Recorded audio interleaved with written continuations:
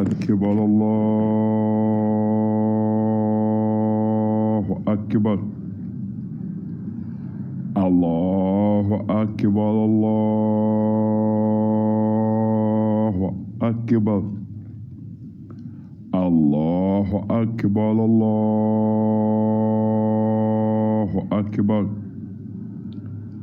الله أكبر أشهد أن لا إله إلا الله الله أكبر الله أكبر أشهد أن لا إله إلا الله الله أكبر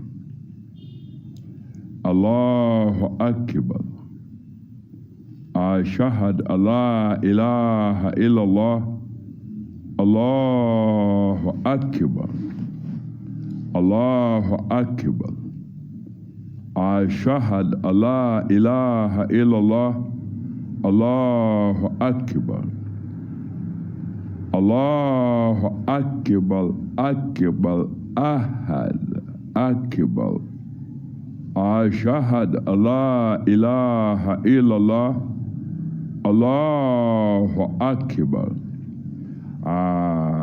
الله أكبر أشهد أن لا إله إلا الله الله أكبر أكبر أحد السلام عليكم ورحمة الله وبركاته الله أكبر أشهد أن لا إله إلا الله الله أكبر my mothers my great beautiful mothers, I say to you, Allahu Akbar, Ashhadu an la ilaha illallah, Allahu Akbar. Yes, that is a very beautiful oath, a holy divine oath, and it's required of you as mothers to remember and honor. You as mothers, you are honored by the most holy glorified Almighty Allah with a holy divine honor as well as a holy divine task to produce human beings, either a boy or a girl, and that has always been like that since the beginning of time. However, in the last,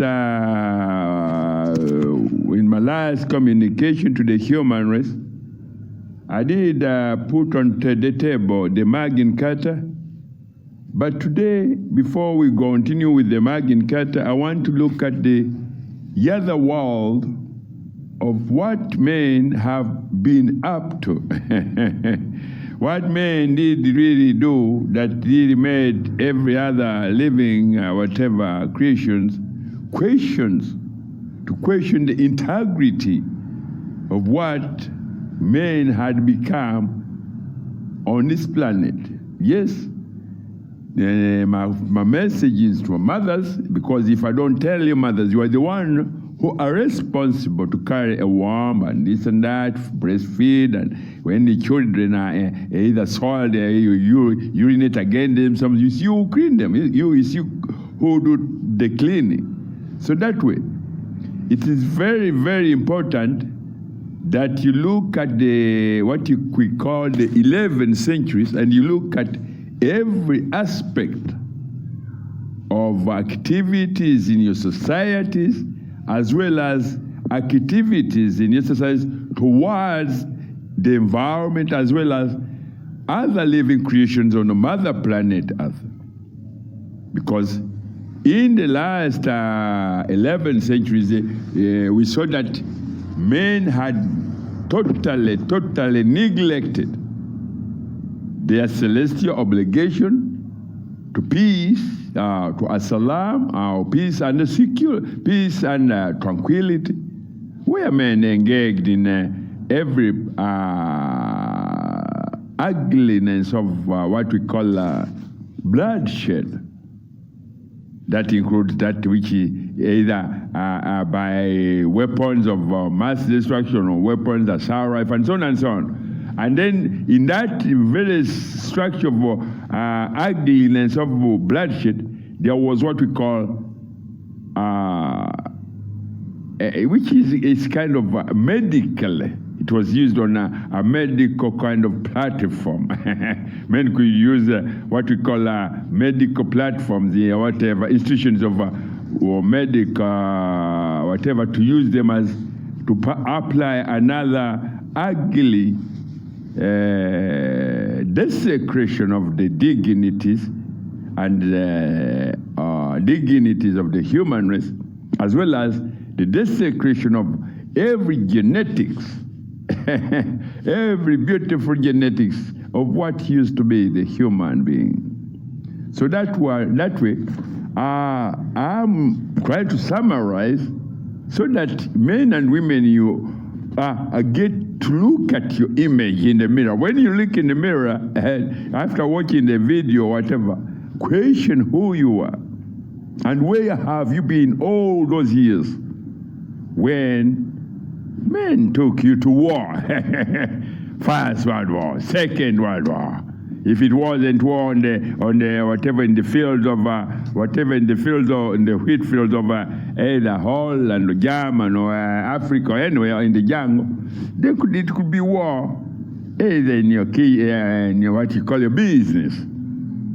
You could be trading in either trophies of animals assaulted, what you call animals. Yes. Men went as far as saying that they thought that they own whatever that existed, or they own the rights and whatever, over whatever that existed. Men could go in what call shooting of innocent elephants all over this planet. Elephants, you name it, whatever that they came across. Men would commit atrocities, first against their own kind, the human race, then against what you call they classified as animals. They classified them as animals. They're not animals. I would continue by saying that my people, creations of human beings, you see, if you are anywhere on this planet and you have a tree on your forecourt, that tree has a right. A tree on your forecourt has a right, if not more than what you do as a human being, if you are abusive to Mother Nature and to the most holy, beautiful religion, Islam. If you are abusive to life, if you insult the beauty of life, a tree on your forecourt has more, more rights to live on this planet than you, who is a hard criminal against either that very tree or other living creations. Seriously.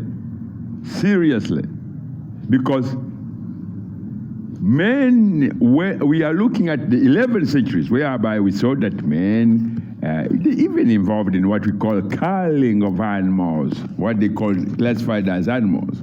However, in the interpretations of the most holy, scared verses of the Holy Quran, I did present a few of my beautiful mothers. Trees are my mothers. Yeah? Trees are my mothers. And the rest of those creations that you look at, a chicken in your farm or your horse, these are also, some of them, they are part of our community, a very, very beautiful community of Muslims living on Mother Planet Earth. So in that, I wanted to show that in the 11th centuries, we are very, very derogative to every integrity of beauty to what we call life. In that, many, many animals became extinct and they were classified as animals. Just because men thought, yeah, we can take care of what we call culling of animals. In that, I wanted to show you mothers are one of the most beautiful things that Allah interpreted in what we call the largest land animal, an elephant. That mother of mine, or that beautiful creation, an elephant, is so beautiful. In an elephant, Allah testified and said, yes, indeed, mothers, to every mother on this planet, do not ever put your dignities and beauty to be under any bottle of champagne or anything of that kind. Why? An elephant was granted an interpretation like a mother was granted. One of the interpretation accompanies these very, very practical living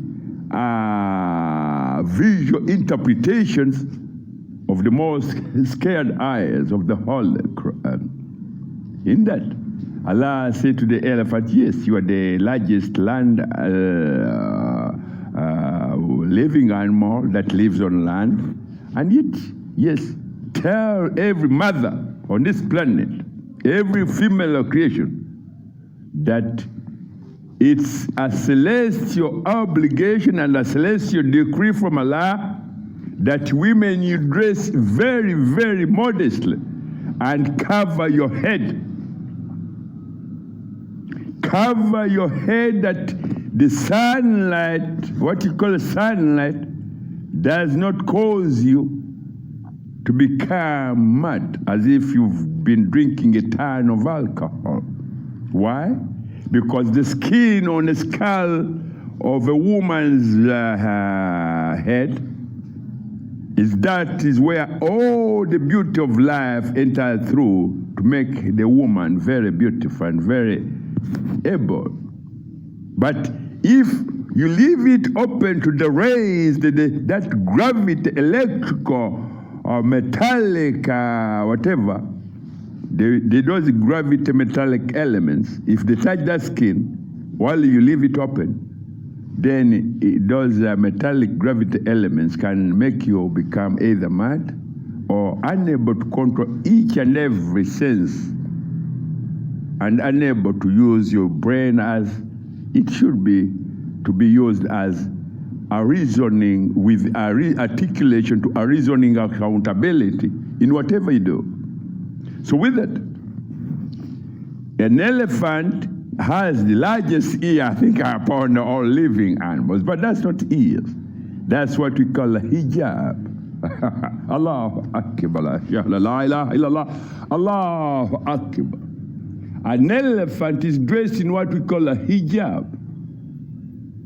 That very beautiful cloth that a mother covers her head with in order to prevent the sun rays touching the skin on her skull, in which Allah says prevention is better than cure. Prevention is better than cure.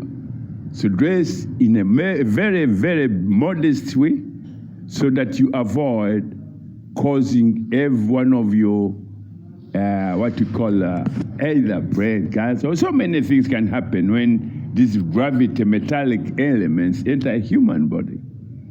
So I just wanted to show the mothers that an elephant is the largest land walking animal or whatever, but in that interpretation, his ears are there to say to you, mothers, you are honored.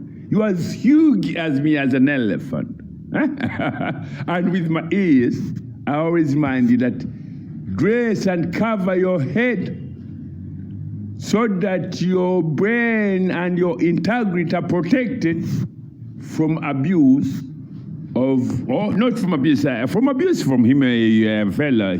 men. If a girl was walking on the street with her hair and everything open, she would be somehow kind of looked through like as if we were looking through what you call a negative, which you used to use when you used to have a photograph. It was negative, whatever they used to have. So, but if you're dressed in a very beautiful whatever, that protects every woman, that hijab, that you cover yourself. And if you're to look at an elephant, you find that it has very, very clear, visual, practical interpretation of this ayah in its live, what we call live living, practical living beauty. It shows that there's something coming out of its head in the side between the ears, like it's like an oil leaking. Because it, as an elephant, has to excrete, remove those things, metallic or gravity elements, before they hurt it. That way. Be warned, my mothers, and look after to Islam to improve every beauty in what you lost for years. I am Islam. I am the most holy, beautiful religion for all living creations. Thank you, Mama. Thank you, my mothers. Thank you, thank you. I always say, look to Islam and love Islam so that you may enjoy what is life. Life is a religion, and that most holy, beautiful religion is Islam.